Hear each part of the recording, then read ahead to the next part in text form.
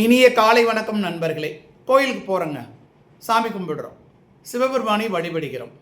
ஆனால் சிவபெருமான் நம்ம பார்த்து ஒரு ஏளன சிரிப்பு, ஒரு நக்கல் சிரிப்பு, ஒரு நையாண்டு சிரிப்பு சிரித்தா எப்படி இருக்கும், எப்போ சிரிப்பார் அந்த மாதிரி அப்படின்னு திருநாவுக்கரசர் நமக்கு ஒரு 4 வரி குறுந்தொகை பாடல் ஒன்று கொடுத்துருக்கார் 5ஆம் திருமுறையில். அதை பார்க்கலாம்.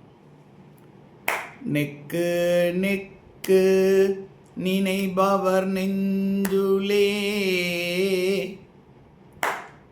நெக்கு நெக்கு நினைபவர் நெஞ்சுளே, புக்கு நிற்கும் பொன்னார் சடை புண்ணியன்.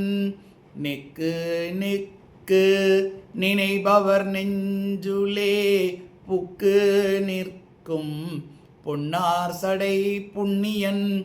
பொக்கம் மிக்கவர் பூவும் நீரும் கண்டு, பொக்கம் மிக்கவர் பூவும் நீரும் கண்டு, நக்கு நிற்பரவர் தம்மை நாணியே.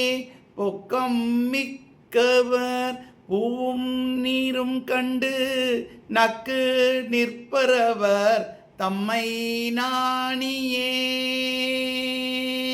அர்த்தம் பார்த்துக்கலாம். நெக்கு நெக்குனா நெகிழ்ந்து நெகிழ்ந்து, பொக்கம்னா பொய்மை. இப்போ தனது நடிப்பினால் ஒருவன் மனிதர்களை ஏமாற்றலாம். மனத்தளவில் இருக்கும் வஞ்சனையை மறைத்து ஒருவரை மதிப்பது போலும் வணங்குவது போலும் நடித்து ஏமாற்றுவது சுலபம், எளிது. ஆனால் இறைவனை அவ்வாறு ஏமாற்ற முடியாது என்கிறார் அப்பர். நமக்கு எச்சரிக்கை தராருங்க.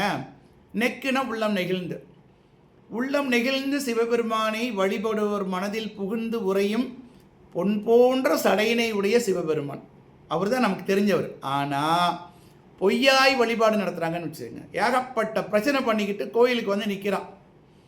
பொய்மையாளர் செய்யும் வழிபாட்டினை உணர்ந்து, அவருக்கு மறைச்ச நீங்கள் எதுவும் செய்ய முடியாது, அவருக்கு எல்லாம் தெரியும்.